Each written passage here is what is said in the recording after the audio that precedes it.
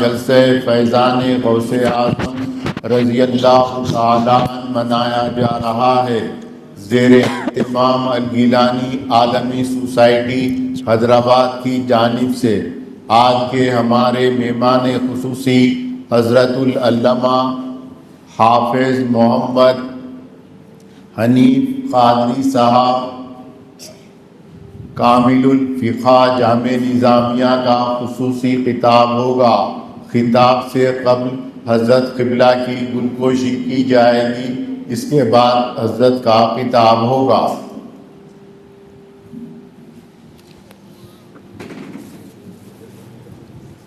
بسم اللہ الرحمن الرحیم۔ بارک اللہ فیک۔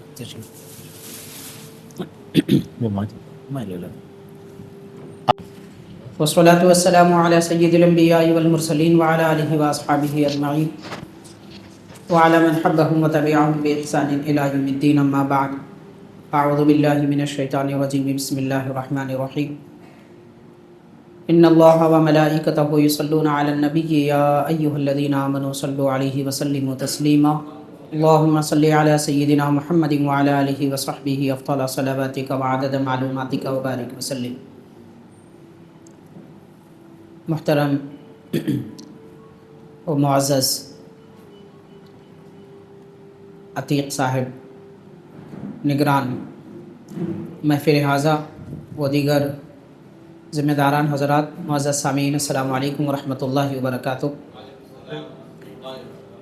بڑی سعادت مندی اور خوش بختی کی بات ہے، الگیلانی سوسائٹی کے زیر اہتمام ماہانہ منعقد ہونے والے اس جشن غوث اعظم میں آپ کو اور ہم کو شریک ہونے کا موقع ملا،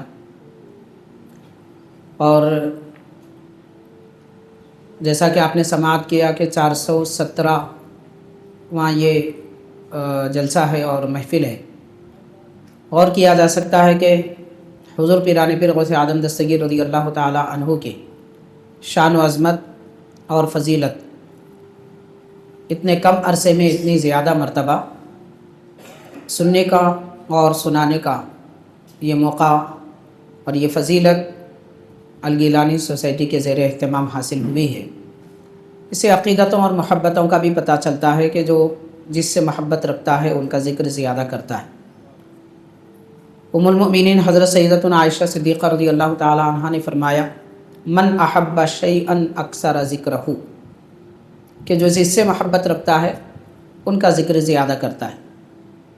حاضرین، حضور پیران پیر غوث اعظم دستگیر رضی اللہ تعالیٰ عنہ اس امت میں اللہ تعالیٰ کی طرف سے دی گئی ایک عظیم بے مثال نعمت ہے، اور وہ مرتبہ وہ شان والی ذات پاک ہے کہ آپ کی فضیلت اولیاء کرام میں صرف اسی امت میں نہیں بلکہ پچھلے زمانے کے جتنے اولیاء اللہ حضرت آدم علیہ السلام سے لے کر حضرت عیسیٰ علیہ السلام تک گزرے ہیں، تمام امتوں کے اولیاء کے بھی آپ سردار ہیں، اور پچھلے زمانے کے اولیاء کو بھی فضیلتیں آپ کے توسط سے ملی ہیں، اس لیے آپ کو قطب الاقطاب غوث الاعظم کہا جاتا ہے۔ حاضرین، حضرت سیدنا پیران پیر غوث اعظم دستگیر رضی اللہ تعالی عنہ کے نعمتیں اور آپ کے فیضان جو اولیاء کرام کو ملے ہیں، اس کے چند واقعات میں آپ کے سماعت میں لاؤں گا۔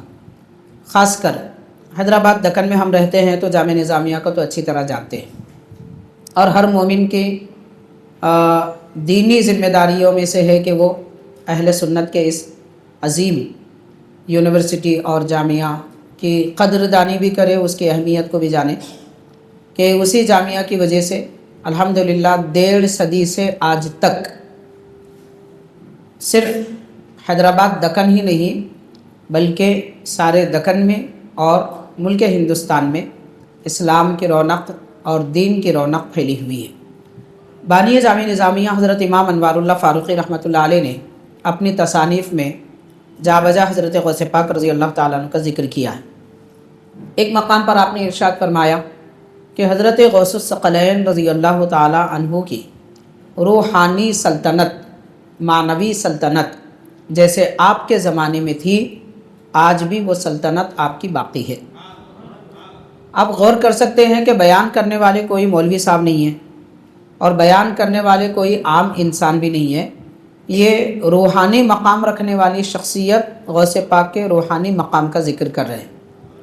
تو ہم اگر کہتے ہیں، آپ اگر کہتے ہیں، تو ہمارا کہنا اندھے دل کا کہنا ہے، یعنی نہ دل کی آنکھ ہے اور نہ واقعتاً سر میں ایسی آنکھ ہے کہ جو باطنی مقامات کو دیکھ سکے۔ ہاں، دل میں ہمارے یقین ہے، یقین کی دولت بڑی دولت ہے، لیکن اولیاء اللہ بزرگان دین جو فرماتے ہیں، علماء و صالحین جو فرماتے ہیں، وہ اپنی باطنی آنکھوں سے مشاہدہ کر کے اور باطنی روحانی مقامات کی سیر کر کے بیان کرتے ہیں۔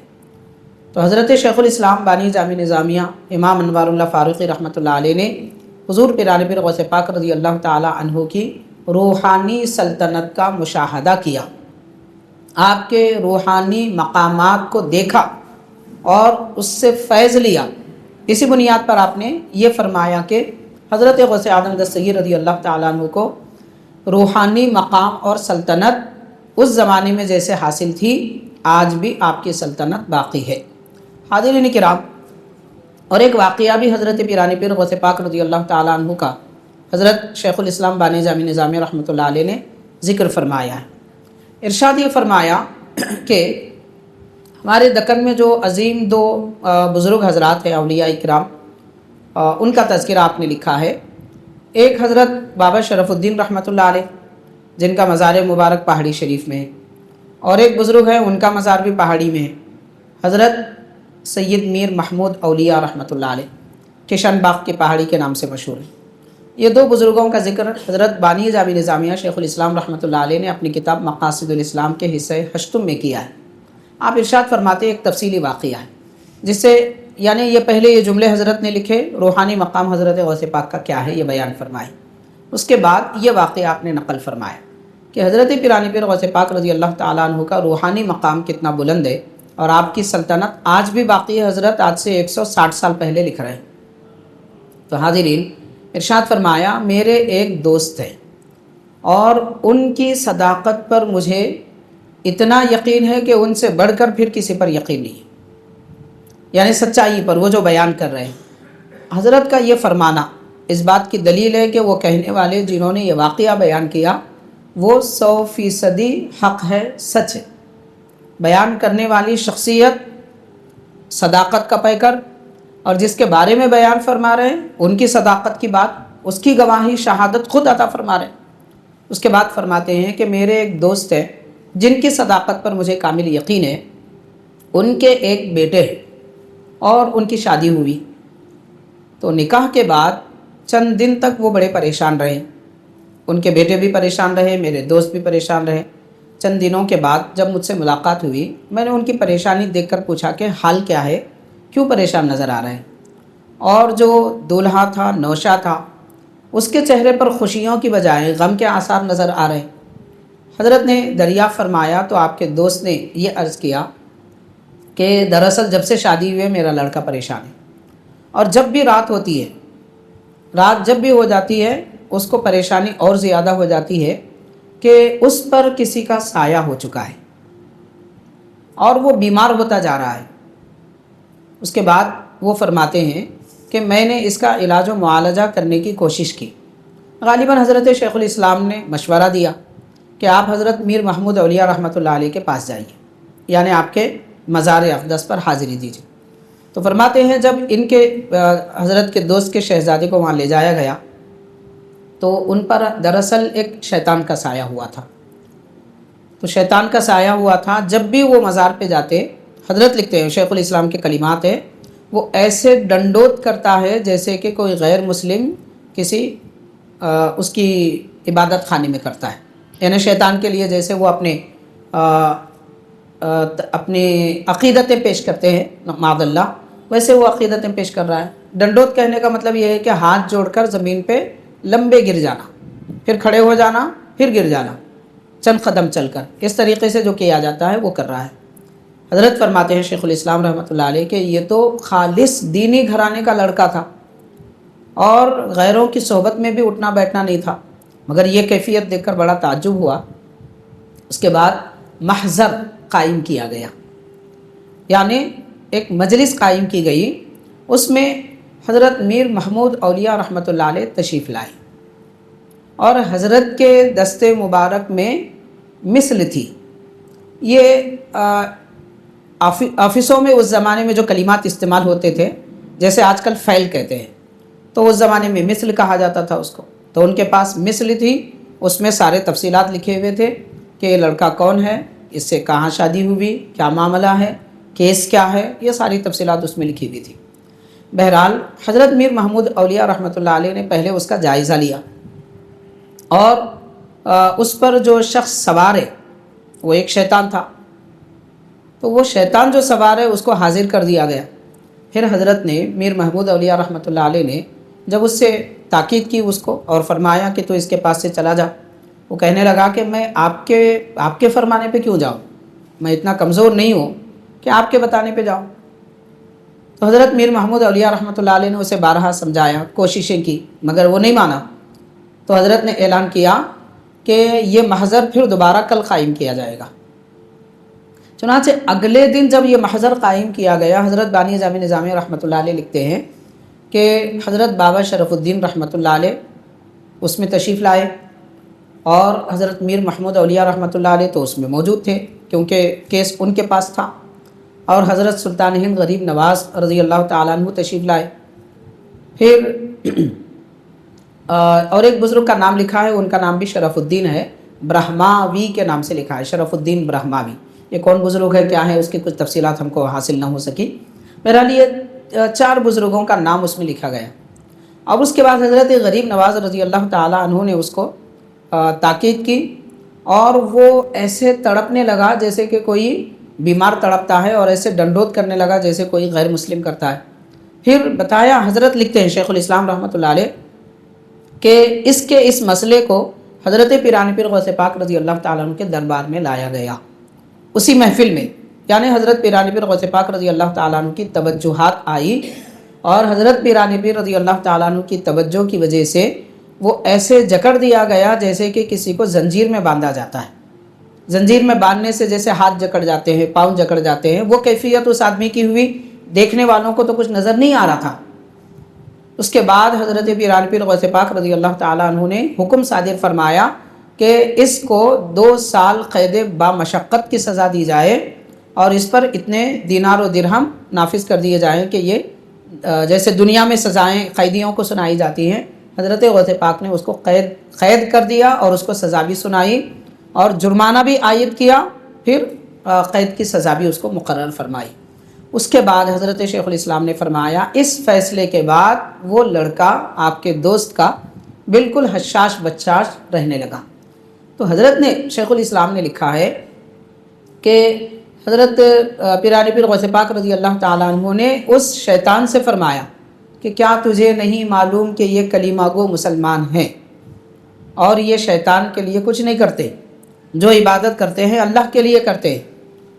تو وہ شیطان کہہ رہا تھا کہ حضرت میرے آنے سے پہلے میں نے ان کو اشارہ دیا تھا، اور یہ جس لڑکی سے نکاح کرنا چاہتے تھے اس لڑکی پر دراصل میں سوار تھا، اور میں نے اس کو بارہا سمجھایا کہ شادی نہ کرے، اشارے میں نے دیے تھے مگر یہ اشاروں کو نہیں سمجھے، اس وجہ سے میں نے اس پہ سوار ہو گیا۔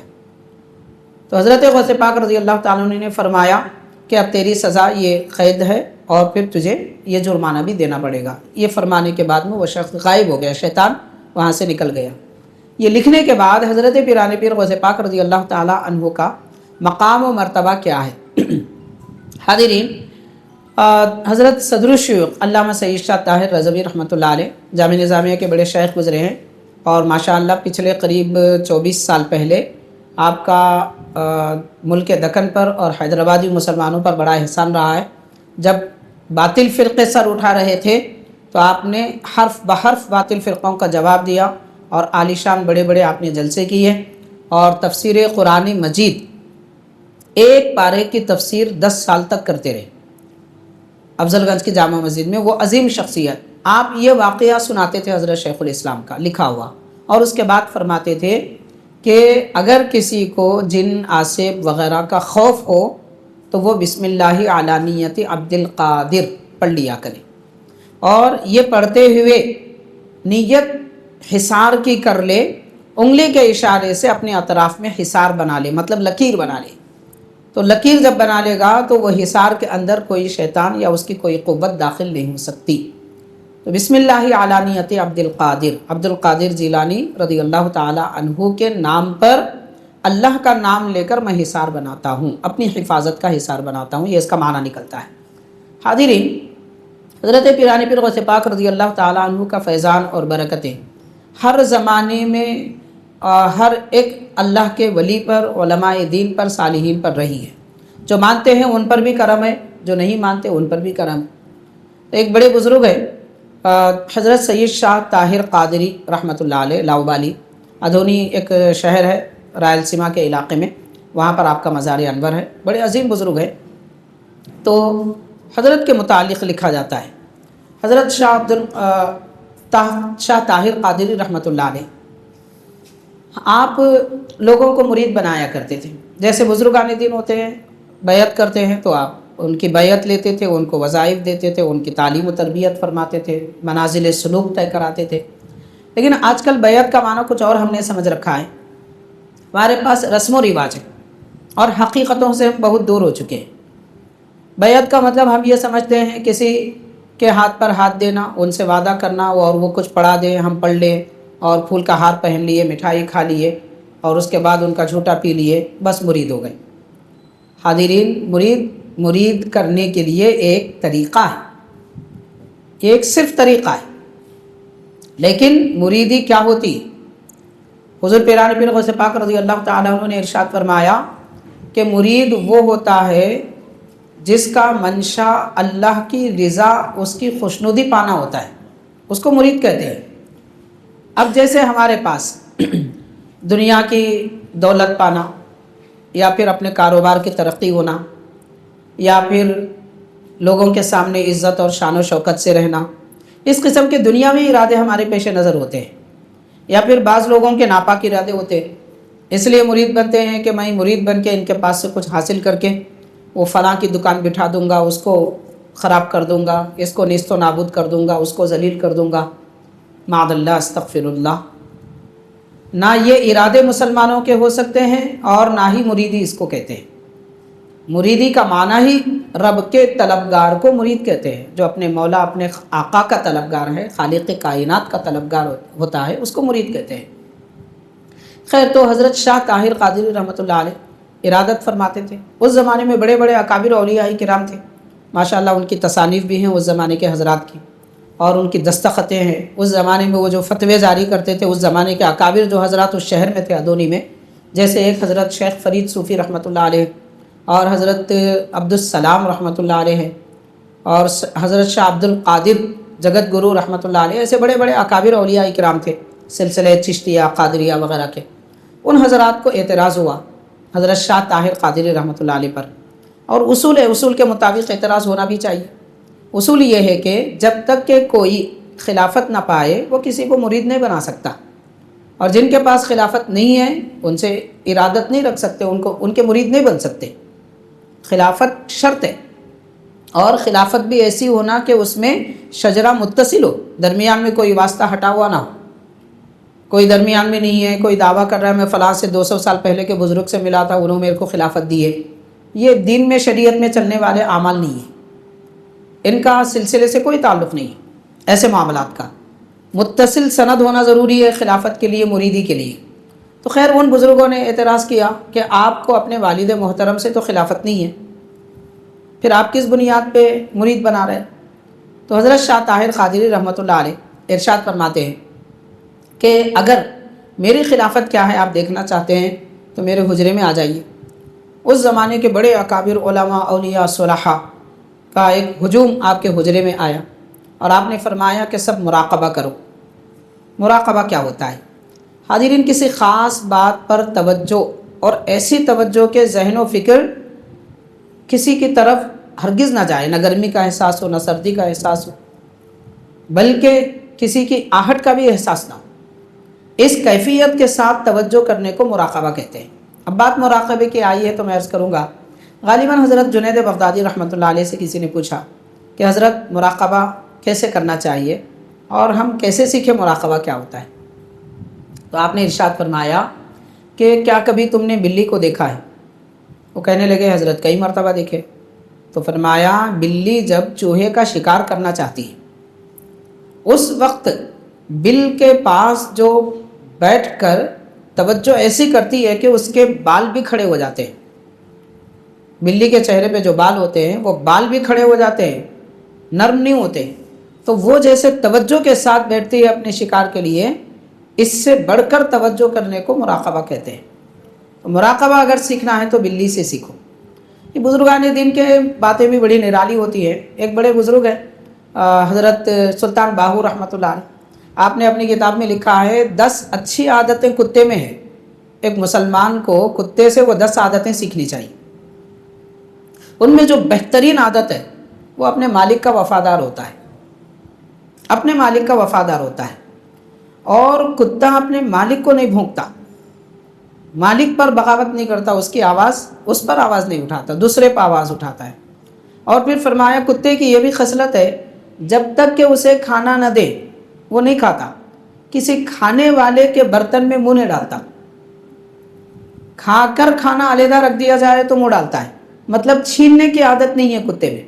یہ اچھی عادتیں آپ بیان فرما رہے ہیں، ایسی تقریباً 10 خصلتیں کتے کی آپ نے ذکر فرمائی۔ بہرحال بلی سے بھی نصیحت سیکھنے کی ضرورت ہے، کتے سے بھی نصیحت سیکھنے کی ضرورت ہے۔ حاضرین، تو فرمایا کہ مراقبہ ایسے کیا جاتا ہے۔ حضرت شاہ طاہر قادری رحمۃ اللہ علیہ نے فرمایا کہ مراقبہ کرو۔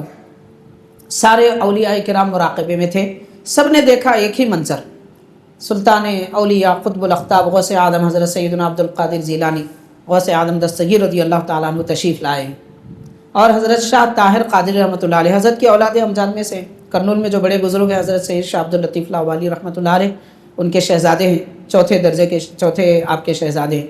تو آپ کو حضرت غوث پاک نے طلب فرمایا اور ان کو آپ نے اس محفل میں خلافت عطا فرمائی، پھر ان کو پھول کا ہار پہنایا۔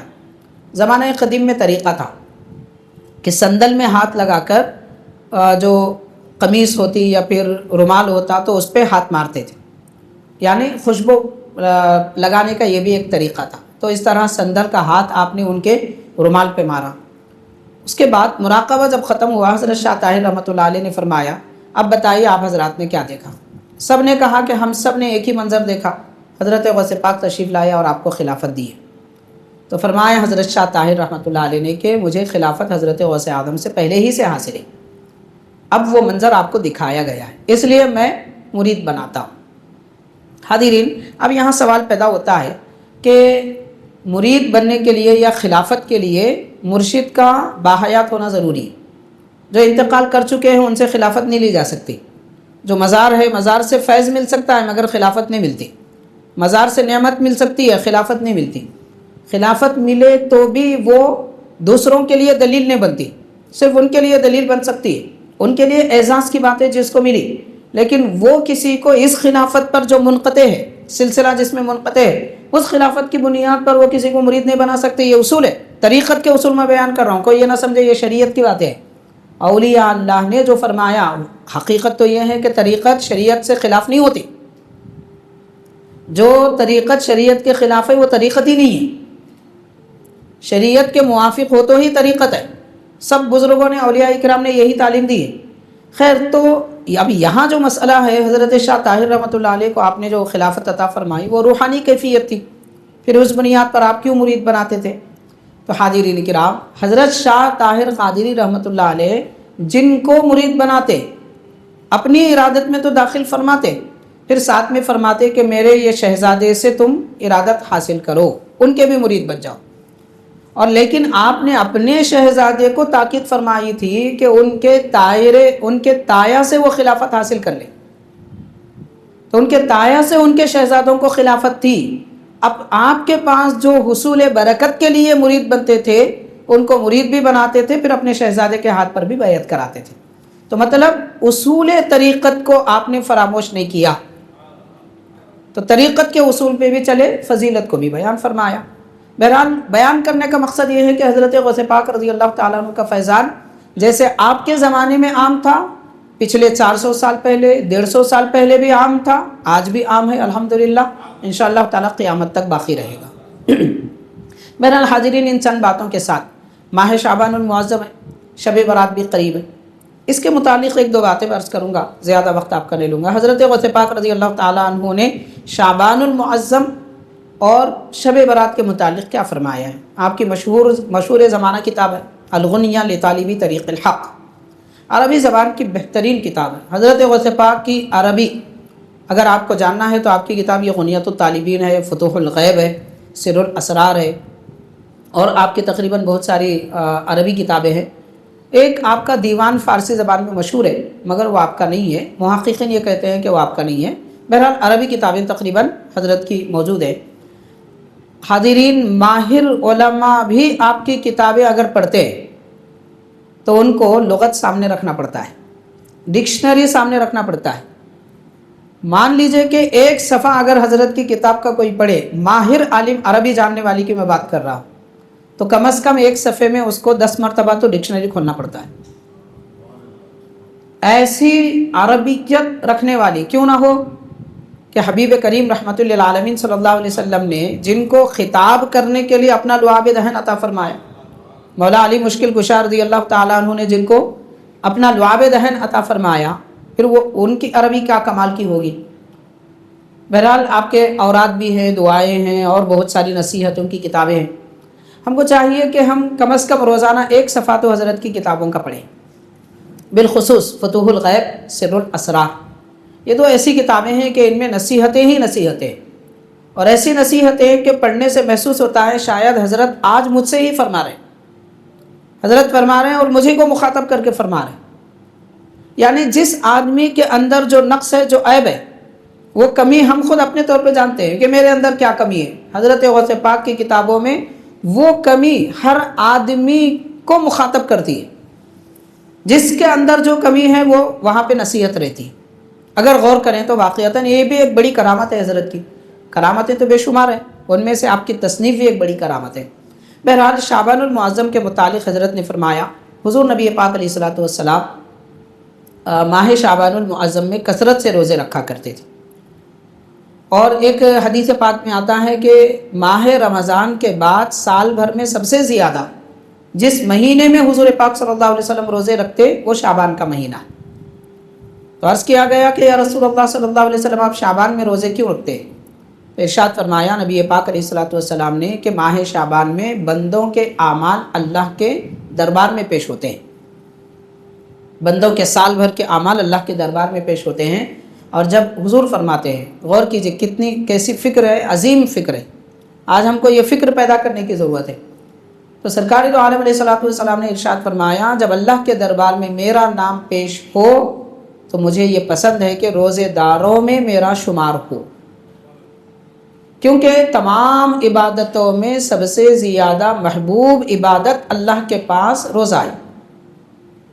सबसे अफजल इबादत नमाज है, सबसे अफजल इबादत नमाज है, सबसे महबूब इबादत रोज़ा है। क्यों? इसलिए कि बंदा रोज़े की हालत में अल्लाह के सिफ़ात का लिबास पहन लेता है। सिफ़त इलाही, वो बेनियाज है, खाता पीता नहीं है, खाने पीने से पाक है। तो रोज़े की हालत में बंदा भी अल्लाह की इस सिफ़त का लिबास पहन लेता है, वो सिफ़त इख्तियार कर लेता है। इसलिए अल्लाह को पसंद है कि बंदा मेरे जैसी सिफ़त इख्तियार किया है। तो हुज़ूर पाक अलैहिस्सलातु वस्सलाम को रोज़ा महबूब इबादत है, इसलिए नबी पाक सल्लल्लाहु अलैहि वसल्लम माह शाबान में कसरत से रोज़े रखा करते थे। हज़रत गौसे पाक रज़ियल्लाहु ताला अन्हु ने इरशाद फरमाया, शाबान में 5 हुरूफ है, शीन, आइन, बा, अलिफ, नून। तो शाबान के महीने की जो कदर करते हैं, इसमें रोज़े रखते हैं और इसमें इबादतें करते हैं, हुज़ूर गौसे पाक रज़ियल्लाहु ताला अन्हु ने फरमाया कि शाबान के शीन से उसको शरफ़ मिलेगा, बुज़ुर्गी। बुज़ुर्गी वैसे इंसान की उम्र की भी बुज़ुर्गी होती है, आमाल की भी बुज़ुर्गी होती है, अखलाक की भी बुज़ुर्गी होती है, इल्म की वजह से भी बुज़ुर्गी आती है, और बहुत सारी नेमतें हैं। बुज़ुर्गी का मतलब सिर्फ बड़ी उम्र होना नहीं है, कम उम्री में भी आला मकाम पाना, ये भी एक बुज़ुर्गी है। तो बहरहाल शरफ़ उसको मिलेगा बुज़ुर्गी, हज़रत गौसे पाक ने फरमाया। फिर फरमाया कि शाबान के आयन से उसको उलू, یعنی بلندی ملے گی، بلندی عطا ہوگی، اللہ کی قربت کی بلندی، جنت سے قریب ہونے کی بلندی، دل کی روحانیت و نورانیت کی بلندی، ذہن و فکر کی پاکی کی بلندی۔ اب جو کہا جائے کم ہے۔ پھر ارشاد فرمایا شعبان کے بعد سے اسے بر یعنی نیکی ملے گی، یعنی ماہ شعبان میں جو نیکی کرتا ہے رمضان کی نیکیاں اس کے لیے آسان ہو جاتی ہیں۔ اور حضرت شہاب الدین عمر سہروردی رحمۃ اللہ علیہ نے لکھا ہے اپنی کتاب عوارف المعارف میں کہ جس کا رمضان جیسا گزرتا ہے اس کا سال ویسا گزرتا ہے۔ مطلب رمضان میں جتنی عبادت سال بھر میں اتنی عبادت آسان ہوتی ہے۔ اب رمضان میں کاروبار، رمضان میں رات میں جاگنا، رمضان میں تراویح چھوڑ دینا، رمضان میں تین شبینہ 3 روز کا شبینہ پڑھ لے کے سبکدوش ہو جانا، تو ظاہر ہے کہ سال بھی ویسے ہی گزرے گا۔ تو رمضان جیسا گزرتا ہے سال ویسے گزرتا ہے، اور فرمایا کہ جمعہ کا دن جیسا گزرتا ہے ہفتہ ویسا گزرتا ہے۔ اس لیے تو جمعہ کے دن کو سید الایام اور ماہ رمضان کو پورے 11 مہینوں کا سردار قرار دیا گیا۔ تو بہرحال حاضرین، حضرت غوث پاک نے فرمایا ماہ شعبان میں جو نیکی پانا چاہتا ہے تو وہ ماہ شعبان میں عبادت کرے، تو شعبان کے بعد سے اس کو نیکی ملتی ہے، اور شعبان کے الف سے اس کو الفت خدا ملتی ہے، اللہ کی محبت ملتی ہے، اور شعبان کے نون سے اس کو نور الہی ملتا ہے۔ تو حضرت شعبان کے 5 حروف میں 5 نعمتوں کی بشارت حضرت غوث پاک نے ان لوگوں کو عطا فرمائی جو ماہ شعبان کی قدر کرتے ہیں، ماہ شعبان کو سمجھتے ہیں۔ حاضرین، برات کی بھی بڑی فضیلتیں حضرت نے ذکر فرمائی۔ ایک آخری بات عرض کروں گا۔ حضرت غوث پاک نے ارشاد فرمایا کہ شب برات میں اللہ تبارک و تعالی سال بھر کے آنے والے سال کے فیصلے فرما کر ہر بندے کی فیصلوں کی فائل، اس کا ملف، اس کی فائل فرشتوں کے حوالے فرما دیتا ہے۔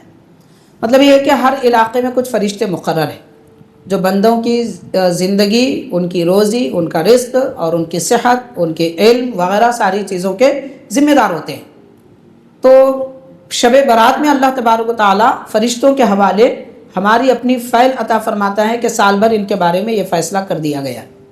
تو اس اعتبار سے حضرت غوث پاک کے فرمان کے مطابق شب برات ہمارا آنے والا سال بنانے کی رات ہے۔ تو اگلے سال میں ہم کو کیا ہونا ہے؟ آج کی رات دعا کر لی جائے شب برات میں، اللہ تبارک و تعالیٰ اس کے فعل کو اس کی دعا کی قبولیت سے بدل کر خوشحال بنا دیتا ہے، بہتر بنا دیتا ہے، رزق والی بنا دیتا ہے، عمر دراز کی بنا دیتا ہے، اور بہت ساری نعمتیں عطا ہوتی ہیں۔ پھر ارشاد فرمایا کہ ماہ شعبان میں عبادت کرنے کی بھی بڑی فضیلتیں ہیں۔ ان میں سے آپ نے ایک نماز کا ذکر فرمایا حضرت غوث پاک رضی اللہ تعالیٰ عنہ نے کہ 50 رکعت نماز ادا فرمائیں، 100 رکعت نماز ادا فرمائیں 50 سلام سے، مطلب ہر 2 رکعت میں 2 رکعت پر سلام پھیریں، تو 100 رکعت نماز ادا کریں۔ اور بالکل آسان نماز حضرت نے ذکر فرمائی کہ سورہ فاتحہ 1 مرتبہ اور سورہ اخلاص اگر چاہیں تو 3 مرتبہ یا پھر 1 بار پڑھیں۔ اس طرح 100 رکعت نماز پڑھیں، اس کے بعد درود شریف اور استغفار پڑھیں 100 مرتبہ۔ پھر آپ نے فرمایا بندہ یہ نماز کے بعد جو دعا کرے گا اللہ تعالیٰ اس کی دعا اس رات میں شب برات میں قبول فرمائے گا۔ تو یہ نماز کا ایک آسان طریقہ ہے۔ بہت سارے اور بھی طریقے ہیں جس میں سورہ تکاثر پڑھنے کا ذکر ہے اور سورہ 3 پڑھنے کا ذکر ہے اور تفصیلات ہیں، خیر وہ یاد نہیں رہتے، جو آسان طریقہ ہے اس کو ہم کو یاد رکھنا چاہیے۔ حضرت غوث پاک رضی اللہ تعالیٰ عنہ نے ماہ شعبان اور برات کے متعلق یہ مختصر سی چند باتیں آپ نے جو ذکر فرمائی وہ ہم نے آپ کے گوشے گزار کی ہیں۔ اللہ تبارک و تعالیٰ آپ کا فیضان ہمیں عطا فرمائے، برکتوں سے مالا مال فرمائے، آپ کے ذکر کی برکت سے ہمارے دلوں کو نورانیت عطا فرمائے، روح کو تازگی عطا فرمائے، ہمارے گناہوں کو بخش دے، عیبوں پر پردے ڈال دے، اس محفل کو اپنے دربار میں قبول فرما لے۔ صلی اللہ تعالی وسلم علی خیر خلقہ سیدنا محمد وعلی آلہ واصحابہ اجمعین والحمد للہ رب العالمین۔ صلی اللہ علیہ